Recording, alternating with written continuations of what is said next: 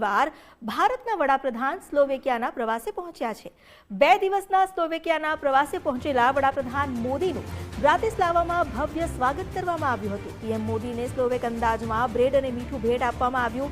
PM મોદીએ ભારતીય સમુદાય સાથે મુલાકાત કરી તેમનું અભિવાદન ઝીલ્યું। સ્લોવેકિયાના રાષ્ટ્રપતિ પેલેગ્રીની અને વડાપ્રધાન ફિકો સાથે દ્વિપક્ષીય બેઠક યોજાશે। સ્લોવેકિયામાં 9200થી વધુ ભારતીય વસવાટ કરે છે। આઈટી સેવા, ડેવલપમેન્ટ સેન્ટર્સ અને ટેકનોલોજી ક્ષેત્રમાં કામ કરે છે। ભારત અને સ્લોવેકિયા વચ્ચે 17,000 કરોડનો દ્વિપક્ષીય વેપાર થાય છે। ભારત સ્લોવેકિયાના સંબંધો ગાઢ બનશે। પ્રધાનમંત્રીએ આ અંગે વિશ્વાસ વ્યક્ત કરતા કહ્યું છે।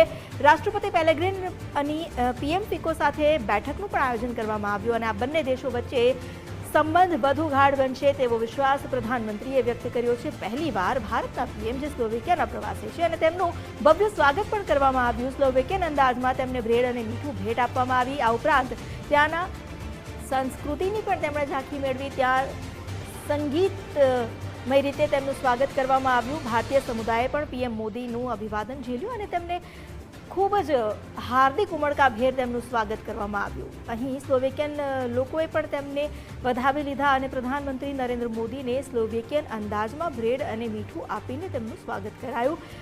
આ 2 દિવસની મુલાકાત દરમિયાન રાષ્ટ્રપતિ પેલેગ્રીની અને ત્યાંના પીએમ સાથે પણ તેમની મુલાકાત થશે। પહેલીવાર ભારતના પીએમ સ્લોવેકિયાના પ્રવાસે છે। ભારત અને સ્લોવેકિયા બંને વચ્ચેના સંબંધો વધુ ગાઢ કરવા પર ભાર મૂકાશે।